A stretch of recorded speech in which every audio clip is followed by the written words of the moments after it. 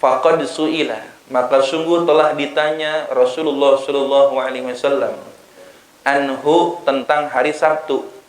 Faqala, maka beliau bersabda, yaumu makrin wa khadi'atin. Sabtu itu adalah hari makar dan tipu daya. Sabtu itu adalah hari makar dan tipu daya. Masya Allah. Kenapa bisa disebut hari makar dan tipu daya itu hari Sabtu? Li'annahu, karena bahwasanya Sabtu, al-yaum adalah hari, alladzi ijtamahat, yang mana berkumpul fihi pada hari Sabtu tersebut, Quraisyun, musyrik Quraisy, orang-orang musyrik Quraisy, fi darin nadwah, di Darun Nadwah. Ada tempat namanya Darun Nadwah di Mekah. Di situ hari Sabtu para pembesar-pembesar Quraisy berkumpul. Untuk apa? Lil istisyarati, dalam rangka bermusyawarah, fi amrihi, di dalam mencelakakan Rasulullah alaihi salatu wassalam. Jadi hari itu adalah hari di mana para pembesar Quraisy berkumpul di Darun Nadwah, bermusyawarah dalam rangka mencelakakan Rasulullah, dalam rangka menghalang-halangi dakwahnya Rasulullah SAW. Maka disebut hari makar dan tipu daya hari Sabtu. Paham di sini ya? Wa yaumus Tsulasa, begitupun hari Selasa, hari Selasa. Faqad su'ila, dan sungguh telah ditanya Rasulullah SAW anhu, tentang hari Selasa. Ada apa dengan hari Selasa? Faqala, maka beliau bersabda, yaumu damin. Selasa itu adalah hari berdarah. Hari berdarah. Perhatikan baik-baik. Li'annahu, karena sesungguhnya hari Selasa, hadat, pakai tak taknis, bukan tak marbutoh, ganti. Bukan hadatun, hadat, pakai tak taknis. Hadat, hadat fihi hawaun. Ya, pertama kalinya head, fihi, pada hari Selasa, hawaun, Siti Hawa. Jadi hari Selasa adalah hari yang pertama kalinya Siti Hawa mengalami haid. Makanya disebut hari berdarah. Ini para perempuan kudu tahu nih sejarahnya. Ibunda Hawa, Siti Hawa, haid untuk pertama kalinya hari Selasa. Makanya disebut hari berdarah. Dan itu akan menjadi tanda bahwa seluruh anak Adam yang perempuan akan mengikuti jejak ibundanya Siti Hawa. Semuanya akan berdarah-darah tiap bulannya. Ya, itulah bagian anak Adam, ya. Berdarah-darah, emang dulunya begitu. Berarti Masya Allah, ini ulama sampai segini pengetahuannya ya. Kita harus kagum ini, melacak sampai ke sana gitu. Ya, dilacak sampai ke sana bahwa Selasa itu hari berdarah karena awal pertama keluar headnya Siti Hawa hari Selasa. Iya. Wa qatala ibnu Adama akhahu.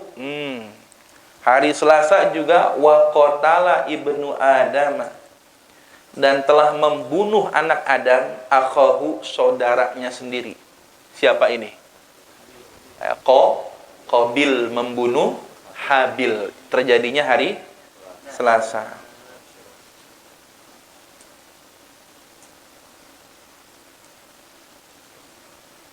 Betul ya, hari Selasa ya.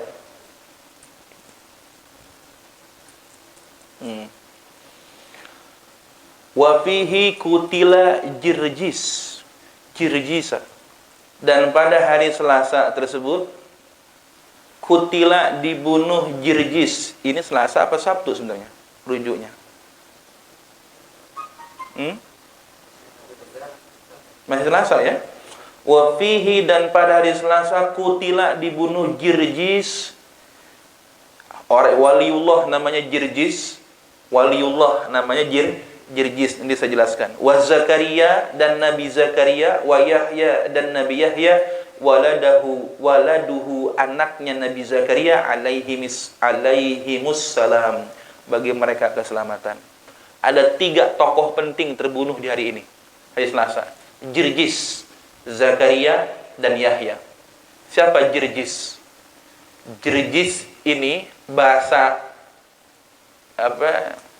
Ibrani, Jirjis. Kalau orang Nasrani, orang Barat nggak bisa bilang Jirjis, bilangnya George Washington, George. Nah, sebenarnya dari kata Jirjis. Jirjis ini hidup setelah zaman Nabi Isa, sebelum Nabi Muhammad. Konon disebutkan Jirjis ini berguru kepada salah seorang muridnya Nabi Isa yang masih hidup. Nabi Isa kan muridnya namanya Hawariyun ya. Nah, ada 12 orang Hawariyun. Nah, Jirjis ini salah seorang yang pernah berguru kepada salah seorang daripada murid Nabi Isa. Makanya akidahnya benar. Benar. Jirjis ini kontroversial. Ada yang bilang nabi, ada yang bilang wali. Tapi antara Nabi Isa ke Nabi Muhammad kan nggak ada wali ya, nggak ada nabi ya. Maka pendapat yang paling kuat, Jirjis ini waliullah. Yang unik dalam kitab Tafsir Tabari disebutkan Jirjis ini pernah dibunuh sebanyak 70 kali. Jadi ada raja Mosul namanya Daryan, Raja Daryan. Ini raja zalim. Raja zalim namanya Raja Daryan. Raja Romawi ya. Romawi, kerajaan Mosul Romawi. Namanya Raja Daryan. Dia ini zalim dan penyembah berhala. Nah, Jirjis ini, Al-Wali Jirjis ini, beliau ini akidahnya lurus, makanya mengajak Raja Daryan untuk menyembah Allah sebagaimana Nabi Isa mengajak umatnya. Raja Daryan nggak terima, akhirnya membunuh, menyiksa wali Jirjis ini dengan disiram dengan sejenis tumbuhan beracun sampai kulitnya melepuh jadi empuk-empuk, lalu dicacah dagingnya sampai rontok ke tulang-tulangnya. Dicacah. Setelah selesai dicacah, ternyata dengan izin Allah beliau hidup lagi. Daryan Raja Zalim ini bukannya sadar, malah makin geram. Akhirnya ketika wali Jirjis ini hidup kembali, dia ambil 6 tiang pancang. Lalu oleh dia 6 besi ini ditusukkan ke 6 bagian tubuhnya wali Jirjis. Kedua tangan, kedua kaki, 4 ya. 1 di kepala, 1 lagi di jantung. Ditusuk pakai besi, jeder. Kebayang nggak tuh sakitnya? Dipasang tiang pancang di 6 titik tubuhnya, jeger, wafat. Dan ternyata Allah kembali memerintahkan malaikat Jibril untuk mencabut besi-besi itu dan hidup kembali. Bukannya sadar, tambah parah Daryan. Akhirnya apa? Direbus di minyak yang mendidih. Direbus hidup-hidup. Air minyaknya kering, apinya mati. Jirjis hidup lagi.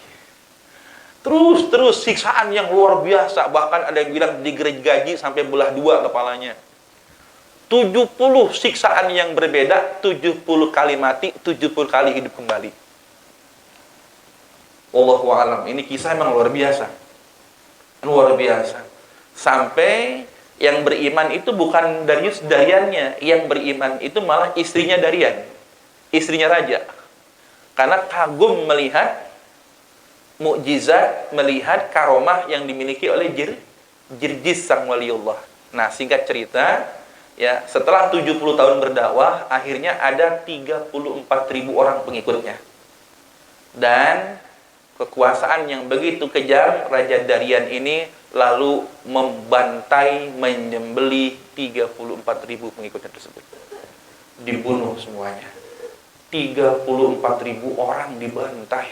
Kayak apa itu darahnya? Karena ya Jirjis ini tidak bisa meninggal, dia minta kepada Allah untuk mati syahid fi sabilillah. Mati syahid fi sabilillah, sekaligus supaya seluruh orang-orang pengikutnya Darian ini dihancurkan. Maka berbarengan dengan pedang yang menusuk tubuh Wali Jirjis, ya, beliau dibunuh di pedangnya orang-orang kafir itu, maka turunlah adab berupa hujan yang berbentuk api. Api-api yang jatuh dari langit membunuh seluruh Darian dan seluruh pasukannya. Nah, ini kisah ada di kitab tafsir Imam At-Tabari, Jirjis. Nah, itu kejadiannya hari Selasa. Seorang wali yang hidup di masa pasca Nabi Isa dan sebelum Nabi Muhammad, ya, masa-masa fatrah itu ya, tapi sempat berguru kepada salah seorang muridnya Nabi Isa. Jirjis ini tercatat sebagai seorang wali yang memiliki kemampuan yang luar biasa, bahkan mungkin secara naluri kita dahsyat betul ini kemampuannya. 70 kali mati, 70 kali hidup kembali. Sampai akhirnya beliau wafat, dan disebutkan di sini wafatnya hari Selasa. Begitupun Nabi Zakaria dan Nabi Yahya. Masya Allah. Wa saharatu Fir'auna wa Asiyah bintu Muzahim imro'atu Fir'aun. Begitupun penyihir-penyihir Fir'aun yang beriman setelah melihat tongkat Nabi Isa berubah menjadi ular naga yang memakan seluruh ular mereka. Mereka pun dibunuh, ya. Dibunuh oleh Fir'aun hari Selasa.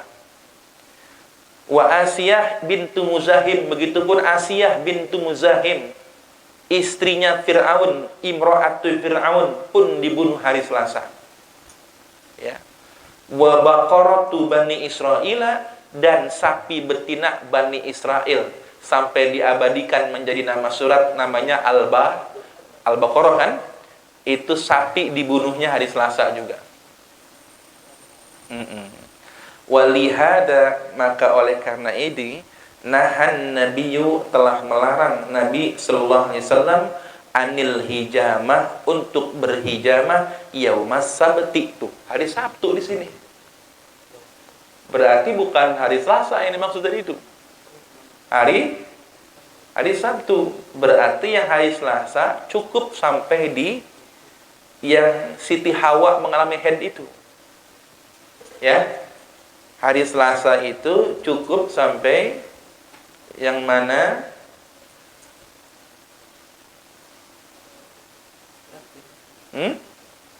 Sabtu sih ya.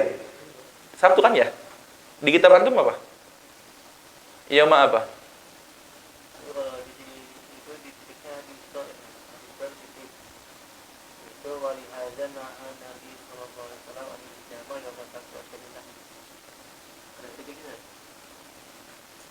Enggak, itu sambungannya walihada, hadanya kemana? Kan kepada yang semua itu disebutkan. Dan oleh karena ini, karena peristiwa-peristiwa yang di atas tuh semuanya, nahan Nabiyu, telah melarang Nabi SAW anil hijamah, untuk berhijamah pada hari Sabtu, asyad dan nahi, dengan larangan yang sangat. Lihat gimana itu.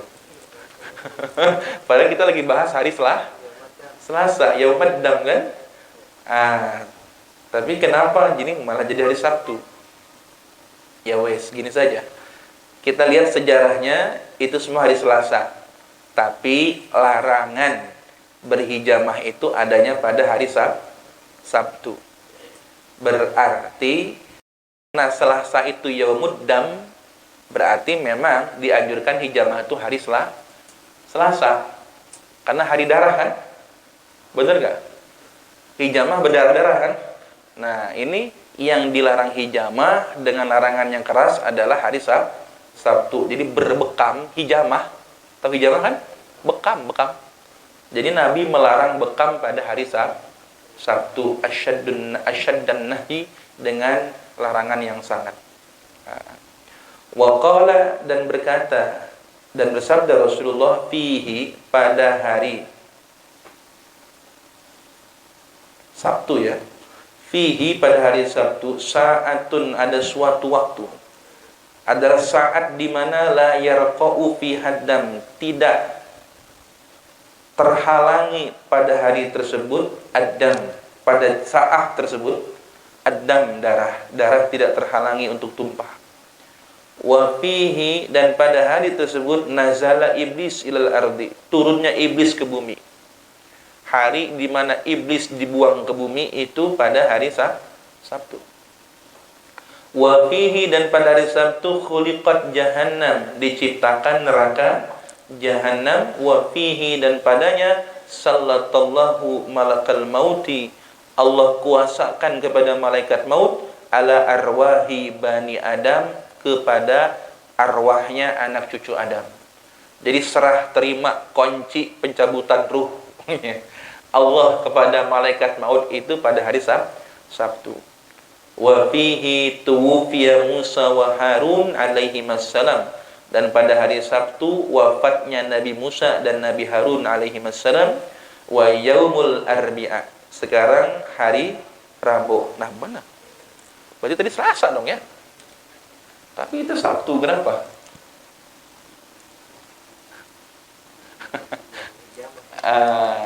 Iya kan? Mungkin khusus untuk tidak boleh hijamah saja. Adapun peristiwa-peristiwa yang barusan itu semuanya terjadi pada hari Selasa gitu ya. Iya. Saya sempat berpikir ini jangan-jangan hari Selasa ini maksudnya. Tapi kalau hijamah memang hari Sabtu. Ya. Nah, sedangkan peristiwa tadi yang disebutkan itu semuanya berarti pada hari Selasa. Jadi apa tadi? Hari di mana darah tidak terhalangi. Ya, maksudnya hari Selasa, betul. Turunnya iblis ke bumi, diciptakannya jahanam, ya, dikuasakannya arwah Bani Adam kepada malaikat maut, ya. Wa fihi ubtuliya Ayub, pada hari itu ini kelewat ya. Wa fihi ubtuliya Ayub alaihissalam, ya. Pada hari itu diuji Nabi Ayub alaihissalam. Ujian yang sangat berat buat Nabi Ayub pada hari Selasa. Hari itu pun wafat Nabi Musa dan Nabi Harun. Sampai di situ titik berarti. Wa yaumul arbi'a, dan pada hari Rabu faqad su'ila, maka sungguh telah ditanya Rasulullah sallallahu alaihi wasallam, faqala, maka beliau menjawab, yaumu nahsin, hari apes. Hari apes. Yaumu nahsin. Ughriqa fihi Fir'aun, ditenggelamkan pada hari Rabu Fir'aun. Wa qaumuhu, dan pengikutnya. Wa uhlika Adun, dan dibinasakan kaum Ad, yaitu angin sor-sor. Wa Samudun, dan kaum Samud. Wa qaumu Salihin, dan kaumnya Nabi Saleh pada hari Rabu. Wa akhiru arbi'ai fi syahri Ash'amu, dan Rabu terakhir pada setiap bulan Ash'amu, itu lebih celaka lagi. Ash'amu lebih celaka lagi. Waja'a, dan telah datang yaumul arbi'ai la akhdun wa ata'un, hari Rabu itu la akhdun, jangan menerima, wa ata'un, dan jangan memberi. Luar biasa ini. Jangan menerima, jangan memberi. La akhdun wa ata'un, tidak menerima, tidak memberi di hari Rabu khususnya. Wa warada fil athar, dan telah datang dalam athar hadis an-nahyu an qassil adfari yaumal arbi'ai, larangan untuk memotong kuku pada hari Rabu. Larangan memotong kuku pada hari Rabu. Wa annahu yurisul baroso, dan bahwasanya hal tersebut, memotong kuku pada hari Rabu, mewariskan baros. Apa baros? Bangetna boros itu bukan. Baros itu penyakit kulit, lepra, panu. Ya. Kalau ada larangan kalau motong kukunya hari Rabu. Wa qad taraddada, nah ini ada mulai konflik nih, ada mulai masalah di sini. Wa qad taraddada, dan sungguh telah ragu-ragu, taraddud itu. Dan sungguh telah ragu-ragu fihi, di dalam larangan memotong kuku pada hari Rabu. Ba'dul ulama'i, sebagian ulama. Ulama ada yang ragu nih tentang larangan ini. Ya. Fabtuliya, maka menjadi ujian. Maka menjadi ujian ini. Kenapa? Karena sebagian ulama ada yang ragu tentang keabsahan hadis larangan memotong kuku pada hari Rabu. Wa fin nasihati, dan di dalam kitab An-Nasihah, wa yuttaqal wa yattaqil ayyama, dan menjaga diri daripada hari-hari allati ja'an nahyu, yang mana telah datang larangan, anit taklimi, untuk memotong kuku fiha pada hari tersebut, kal hijamati, seperti berbekam, wasafari, dan melakukan perjalanan jauh, wanahwihi, dan yang seumpamanya. Firaron, dikarenakan menghindari, firor, menghindari, ayyusibahu, agar terkena dia, syai'un, akan sesuatu, mimma tuwa ada alaihi, dari apa yang telah diancamkan pada hari tersebut, unzur baqiyatahu, maka perhatikanlah efek yang terjadinya. Unzur baqiyatahu. Nah, jadi kalau di kitab An-Nasihah di sini pengarang kitabnya mengatakan kita menghindari hari-hari tersebut dalam rangka firoron, menghindari apa yang bakal terjadi kalau kita melakukan hal-hal tersebut di hari yang sudah dilarang. Maka di sini mengetengahkan pendapat ulama yang mendukung akan pendapat ini ya. Nah, jadi dalam kitab An-Nasihah ini beliau mendukung pendapat larangan-larangan tersebut. Akan tetapi di sini tetapi qala Ibnu Yunus, berkata Syekh Ibnu Yunus an Malik, dari Imam Malik, la ba'sa bittilai, tidak apa-apa untuk ittila. Apa ittila? Motong kuku ya, memotong kuku. Wal hijamati, dan berbekam, yaumas sabti, pada hari Sabtu, wal arbi'i, dan hari Rabu, wal ayyami kulliha, dan semua hari-hari itu, kulliha wal ayyamu, dan hari-hari itu, kulluha, semuanya, lillah, milik Allah. Ini. Jadi pengarang kitab ini adil. Selain mengetengahkan keterangan ini, beliau pun ketengahkan keterangan ulama yang membantahnya. Imam Ibnu Yunus membantah, udah, nggak apa-apa bekam hari Sabtu, motong kuku hari Rabu, nggak masalah, silakan. Kenapa? Karena semua hari itu adalah milik Allah. Allah lah yang memberi manfaat dan mudarat, bukan harinya, gitu. Betul tidak? Imam Ibnu Yunus ini mengetengahkan ini. Ini beliau hebat ini.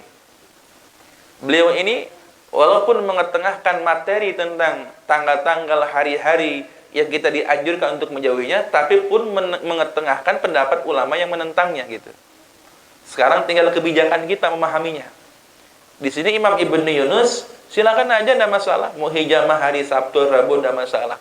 Kenapa? Karena semua hari itu milik Allah. Tidak ada yang beri manfaat dan mudarat hari-hari tersebut kecuali dengan izin Allah gitu. Nah, sebentar. Wa kadzalika safaru wan nikahu, begitu pula safar dan nikah. Silakan aja gitu. Wa arahu aziman ayyakuna minal ayyami ma yujtanabu fihi dzalika wa ankaral haditsa fi hadza. Nah, wa arahu, dan pendapatnya Imam Syekh Ibnu Yunus ya, aziman, sangat besar, ayyakuna, bahwasanya keberadaan, minal ayyami, daripada hari-hari, ma yujtanabu fihi dzalik, apa perkara yang dijauhkan padanya akan hari-hari tersebut, wa ankarul haditsa fi hadza, dan beliau mengingkari hadis yang menjelaskan tentang hal ini.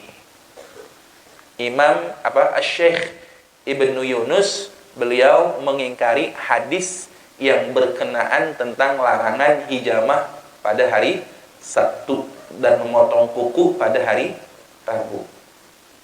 Tentang itu ya, bukan tanggal-tanggal yang tadi ya. Tentang hijamah hari Sabtu dan motong kuku hari Rabu itu. Kalau tanggal tadi mah didukung oleh Imam Suyuti dan Imam Ibnu Hajar Al-Asqalani, tanggal-tanggal yang tadi itu. Ini membahas tentang hijamah dan motong kuku. Imam Ibnu Yunus berbeda pendapat. Beliau berkata bahwasanya nggak apa-apa, semua hari itu milik Allah, silakan saja. Walamma su'ila, dan manakala ditanya radhiyallahu an. Siapa yang ditanya? Syekh Ibnu Yunus. Syekh Ibnu Yunus ditanya antar fi'li, daripada meninggalkan melakukan madzukira, perkara yang telah disebutkan, kal halqi, seperti motong rambut, wa taqlimil adfari, dan memotong kuku, wa ghusli thiyabi, dan mencuci baju, yaumas sabti, pada hari Sabtu, wal arbi'i, dan hari Rabu. Motong kuku, nyuci baju tuh jangan hari Sabtu sama hari Rabu. Wah, ini kita makan dikumpulin dari Senin sampai Sabtu ya.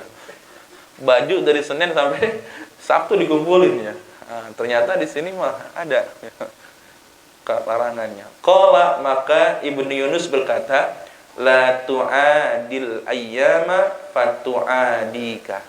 Jangan engkau jadikan kebiasaan hari-hari tersebut fatu'adika, maka kamu akan terbiasa kepadanya.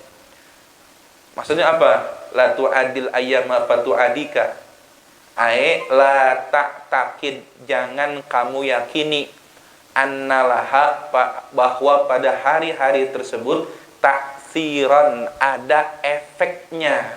Taksir, ada efeknya, ada dampaknya, fi idrarika, pada memudaratkanmu, farubbama, maka barangkali, tuwafiqu iradatallahi, bakal menolongmu kepada iradatnya Allah, kehendaknya Allah, bika, kepadamu, dzalika, akan hari tersebut.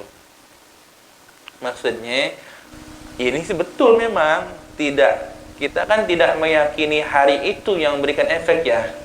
Tidak meyakini hari tersebut memberikan efek negatif. Tidak. Kita mah berkeyakinan al-qadha wal bil qadari khairihi wa syarrihi minallah. Qadar itu baik buruknya dari Allah. Tidak meyakini sedikit pun tentang bahwasanya hari itu bisa memberikan efek negatif atau positif pada seseorang. Begitu ya. Nanti akan dijelas.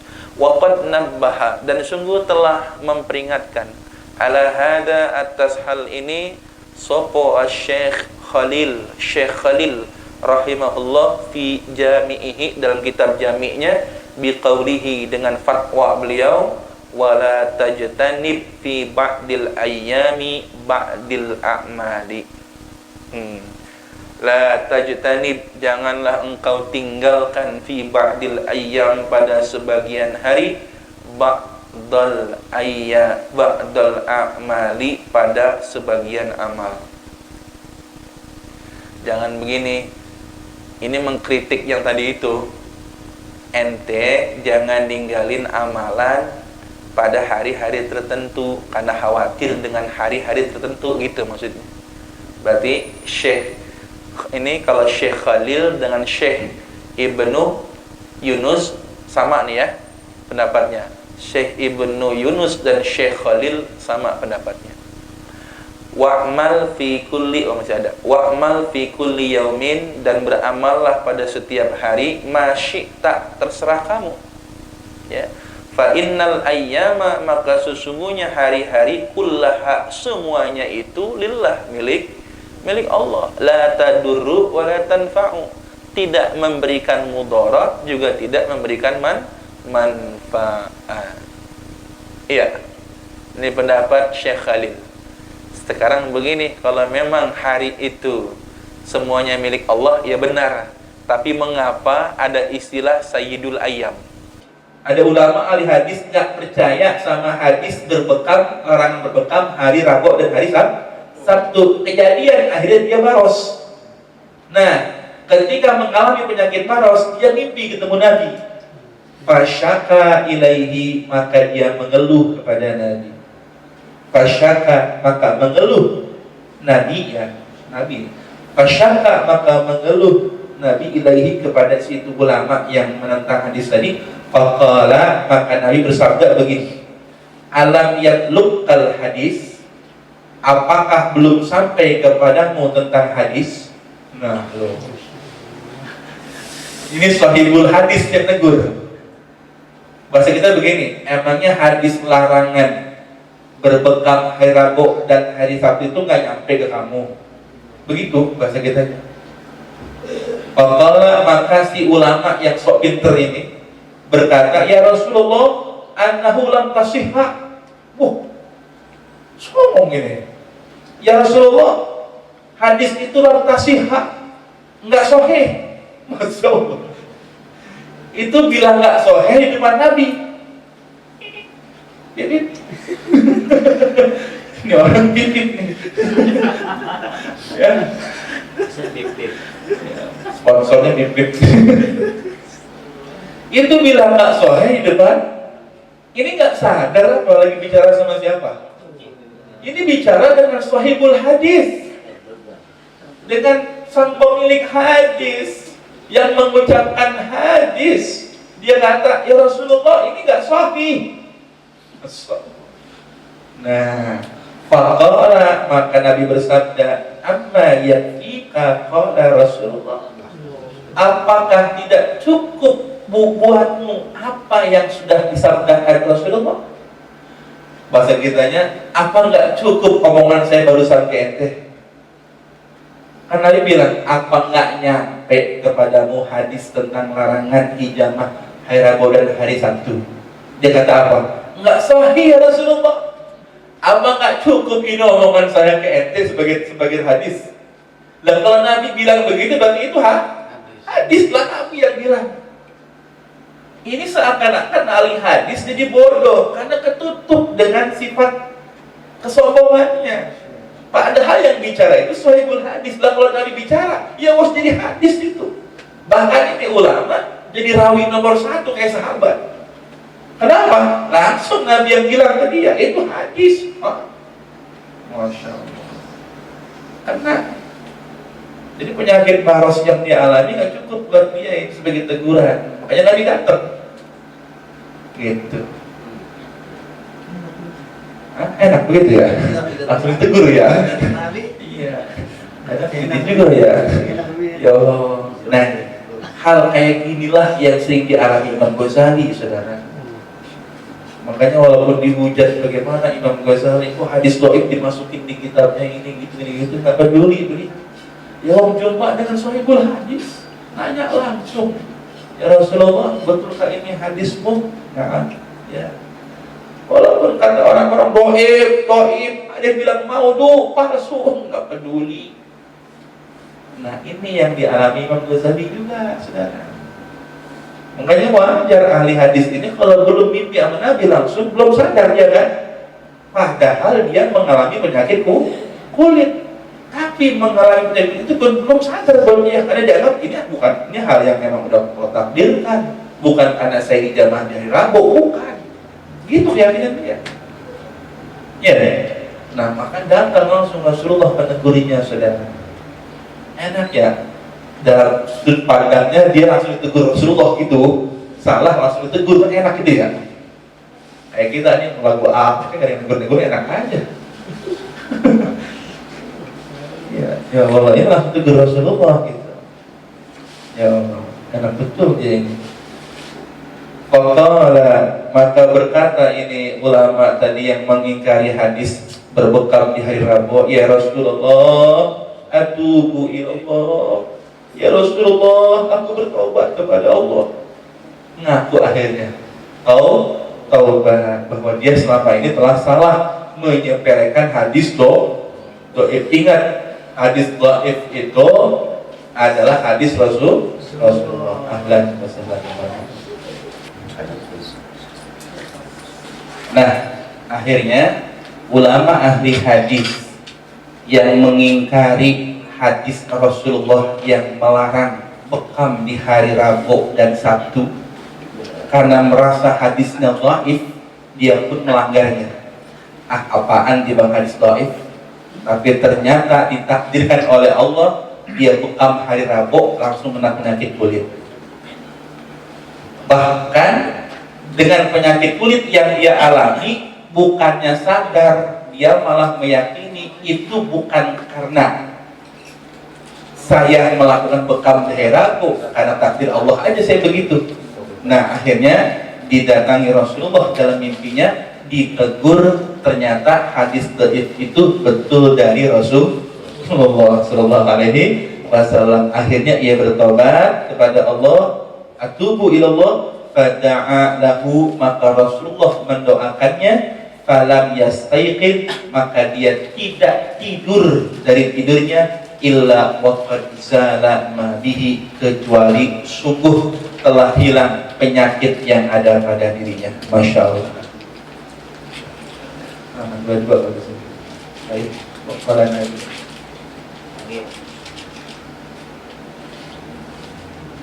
Sama. Yang kita bersama sama Abah Haji. Udah ketemu ya? Nah, baik, dari sini bisa apa yang bisa antum ambil kesimpulan? Bahwa jangan pernah menyepelekan hadis Nabi walaupun itu dhaif.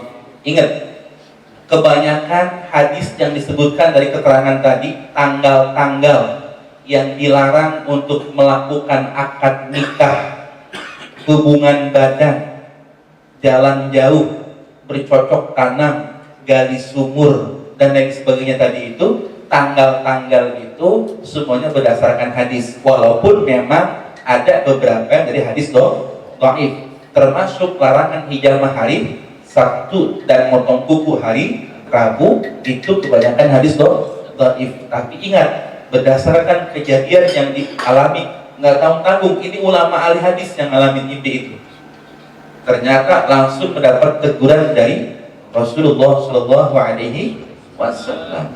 Jadi sedoif-doifnya hadis itu hadis, ya, satu hadis doif lebih baik daripada sejuta kalam antum.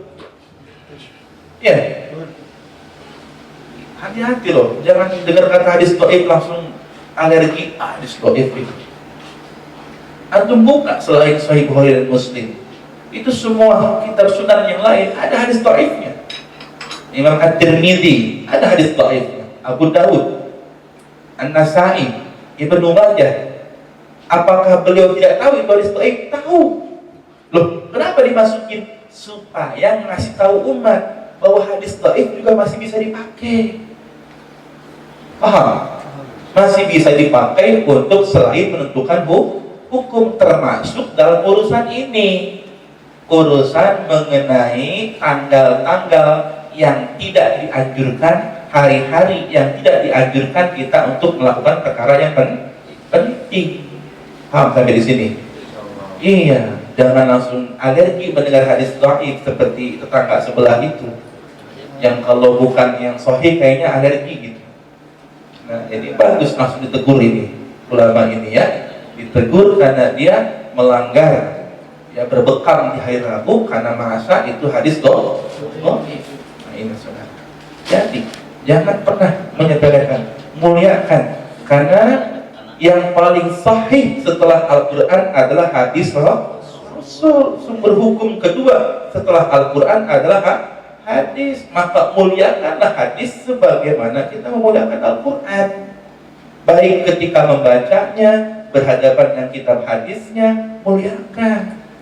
Karena memuliakan omongannya berarti memuliakan yang ngomongnya. Ya, antum bicara cinta kepada Rasulullah, tapi ketika mendengar hadis Rasulullah tidak takdim, tidak hormat. Sama, bukan cuma Quran, hadis juga harus dimuliakan. Imam Malik lagi ngajar hadis, digigit kalajengking di Masjid Nabawi, digigit kalajengking sedikit pun nggak bergeming. Kenapa? Lagi baca hadis. Digigit kalajengking Arab, bayangin aja. Kalajengking kampung sawah, kuntet-kuntet. Kalajengking Arab kayak apa tuh gedenya? Digigit Imam Malik. Beliau kan Imamul Hadis di Masjidin Nabi Sallallahu Alaihi Wasallam. Lagi baca hadis, kan lagi baca Muwatta, lagi baca kitab Al-Muwatta, digigit kalajengking, diam aja. Bukannya nggak sakit, sakit luar biasa sampai waktu itu kondisi sedang dingin, beliau keluar keringat, menahan racun yang ada pada kalajengking itu karena baca hadisnya belum selesai. Imam Malik itu sudah. Sampai Imam Malik saja tidak berani beliau memakai alas kaki di Masjid Nabawi. Nggak pernah pakai sandal Imam Malik. Kenapa? Tidak pantas bagiku memakai sandal di tanahnya Rasulullah SAW. Makanya saya baru sadar, saya pernah bilang ya, saya kehilangan sandal di Masjid Nabawi sampai 4 kali. Akhirnya saya hilang yang keempat baru sadar. Oh iya, Imam Malik itu nggak pernah pakai sandal Masjid Nabawi. Baru udah setelah itu di hari berikutnya saya nyeker seterusnya. Nggak pernah pakai sandal di Masjid Nabawi waktu saya umroh. Di hari pertama tiba di Madinah saya kehilangan sandal 4 kali, saudara. Padahal saya yakin persis, tahu bener naruh di mana itu sandal. Yakin saya nggak bakal lupa. Saya tagain betul-betul, tapi hilang juga. Bukan sekali, sampai 4 kali saya kehilangan sandal di hari yang sama. Kan kalau orang umroh itu di Mekah, di Madinah 4 hari, di Mekah 5 hari ya. Di hari pertama kehilangan sandal 4 kali. Direnungkan, saya punya salah apa ya Allah? Ya Rasulullah sambil dirautoh. Oh, ingat dengan Imam Malik. Beliau tidak pernah pakai alas kaki kalau bukan cuma di Masjid Nabawi, di Madinah. Selama masih tanah Madinah, beliau tidak menggunakan alas kaki.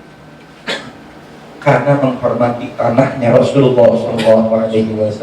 Karena di tanah ini ada jasadnya Rasulullah SAW. Oh, paham, sadar saya. Maka semenjak itu, ya, selama 4 hari di Madinah, saya nggak pakai sandal, nyeker terus. Walaupun rada-rada panas-panas dikit, wah, masalah. Kenapa? Ya Allah, ternyata kontan Allah berikan teguran di situ kepada kami. Ya. Allahumma baligna ila Makkah wal Madinah di ziarah Rasulullah sallallahu alaihi wasallam fi kulli sanah ma'a hadhihi jamaah, amin ya Allah ya Rabbal alamin. Baik, Zada fi syarhir risalah telah menambahkan. Siapa yang menambahkan di sini?